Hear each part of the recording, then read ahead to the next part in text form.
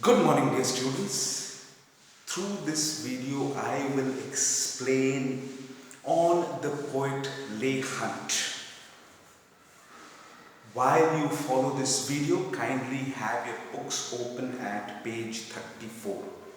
Now remember one thing, that you will not be asked any questions on the poet, but it is important for you to understand the time when he wrote, the kind of influences it had on him, and the way it affected him to write the way he wrote.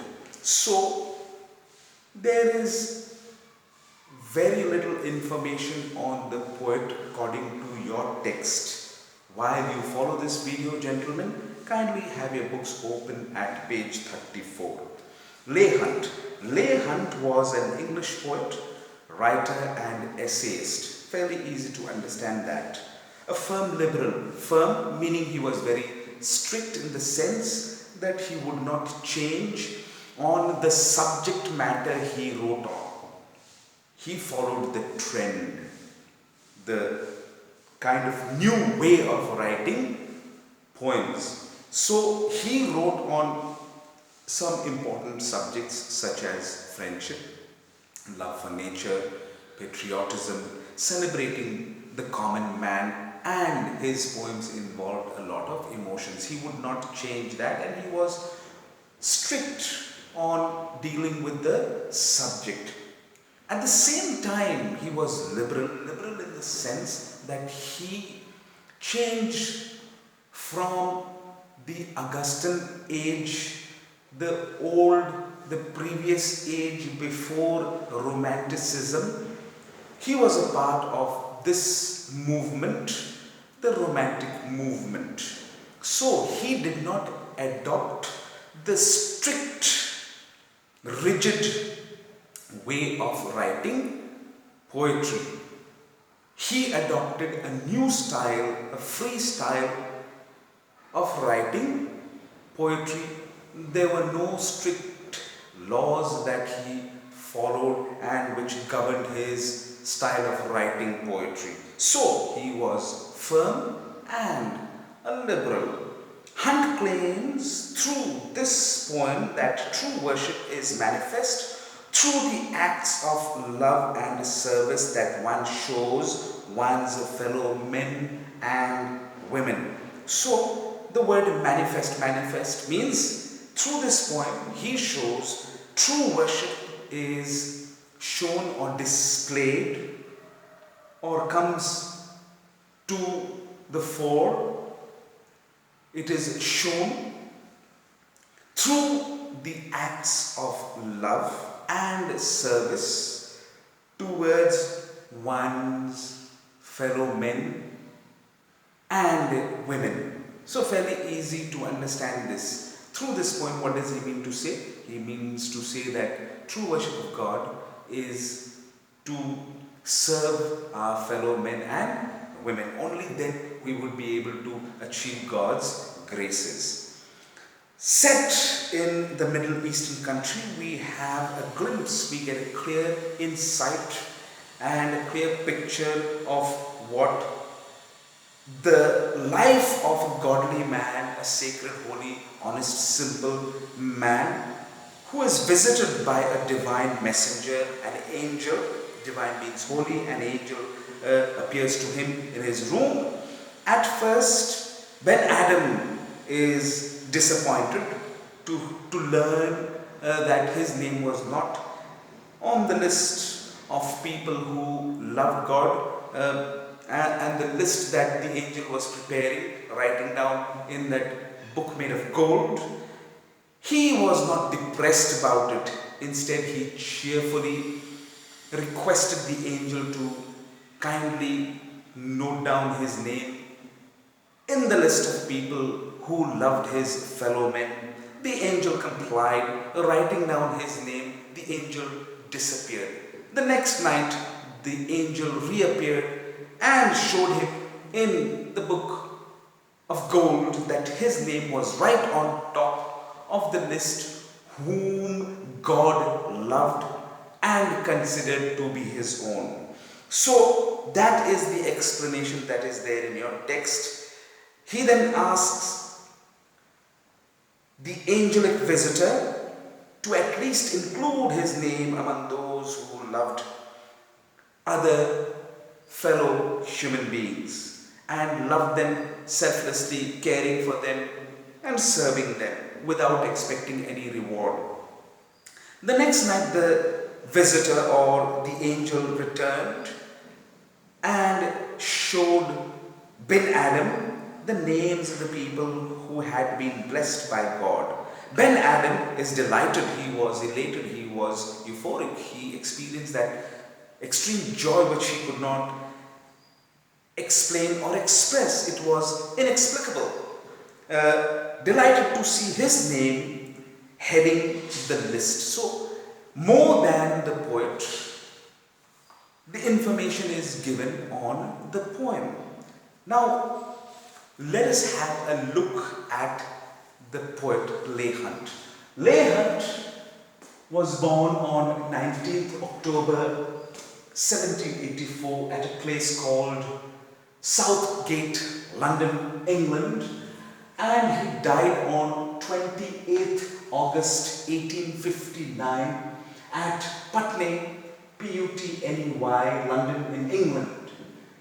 His burial place is Kensal Green Cemetery, Kensal, Kensal Green Cemetery, London, England.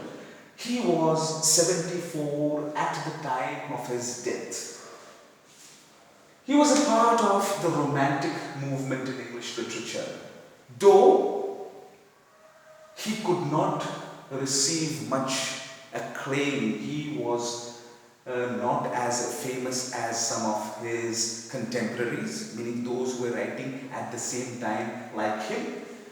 He is still considered to be an important part of this important movement, the Romantic movement. Now, you have to remember that he had left behind a huge body of work which contributed to this Romantic movement. Now, what is this Romantic movement in English literature? Do not mistake this word romantic to be associated with the kind of love we perceive and think it is. We think of love to only exist between a man and a woman. No, I'm not talking about that kind of love. And this word romanticism does not come directly from the concept of love that we perceive it to be. Rather, it comes from the French word romance, R-O-M-A-U-N-T, romance, or romance. And romance meaning a story told, a fanciful, imaginative, in some cases it is filled with emotional narrations. So a romantic story in the form of verse or poetry. For example, The Lord of the Rings, a romantic story out of the imagination which is created and full of drama and emotions. So romanticism focused on emotions, and during this period the poets and the people, those who were writing, they focused a lot on emotions and the inner being, the inner self, the discovery of the inner self of the writer.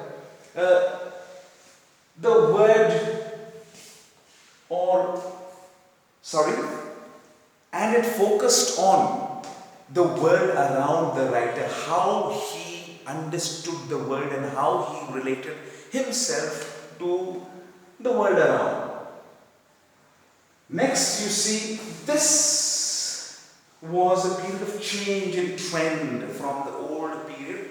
It changed. There was this new trend setting in, and this continued for some time. Just like there is a new trend in music nowadays, you have rap music, which is accepted. It is totally different from the way music was treated, the way music was played, and the kind of subject music was created using, that has changed. And so it is a new trend. So during this period, there was a new trend that set in. The way literature was written, used, and the subjects it included, there was totally a freshness about this period of time. That is why it was different from the age of reason and the Augustan age and the very age of a lot of importance was during that time given to order and to logic, because there had been a lot of changes that took place in society. There had been the French Revolution, there had been the American War of Independence, there had been the Industrial Revolution. Because of these changes, there had been mass movement of people from the rural areas in various parts of Europe and America. People shifted to cities and towns in search of a better livelihood, in search of jobs, employment. It crowded the cities grew dirtier, there were no proper facilities, people began to fall sick, there was disease and filth all around. So these group of poets and writers, they began to search in order to help people get away from the mechanical, material life that people were leading, living in cities. And they found a refuge. They tried to lead the people towards nature and the older way of life, where life was simple and not as complicated. There was less material need and greed. So they set in to try help people to come closer to nature, find inner peace more than the material goods that one could create and have. So that was the new trend. The way literature was written, used, and the subjects it included. It was roughly between, please remember, it was roughly between 1719 to 1850. The writers focused, as I told you, on celebration of nature. They tried to help people lead towards nature, which the people had lost. There was, a lot of disease that was spreading. There was scarcity of space. People were crowding the cities, and there was sadness. There was murder, crime. So they tried to bring spirituality into people, help them search their souls by leading them through their poem towards God, nature, and peace. So the writers focused on celebration of nature, spirituality, the search for individual liberty, celebration of the common man. Common man had gained a lot of importance in the work of these writers during the Romantic period. The search of individual rights, they focused on isolation, getting away from the crowded cities, the busy hustle and bustle of life in the cities, and melancholy.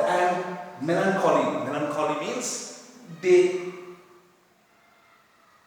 stressed and gave a lot of importance to soul searching, meditation, trying to link themselves, trying to understand their being, their existence in relation to God and the world after, the life after, the life of what was believed to be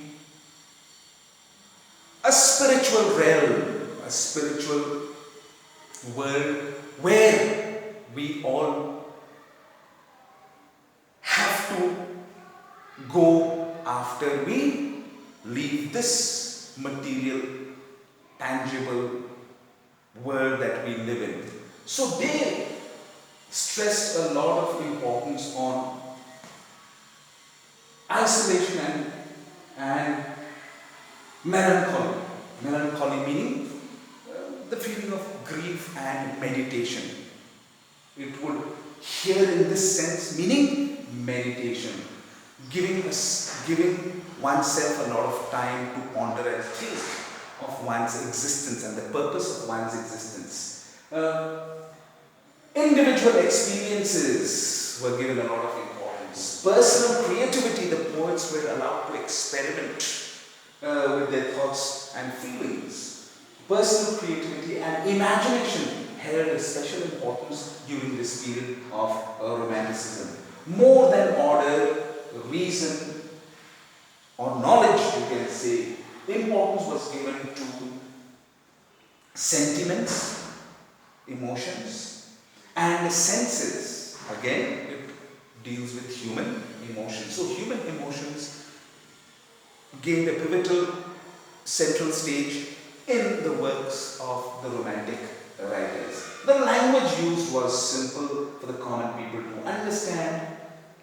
No complicated language was used like the previous stages where a lot of Greek, Latin references were used.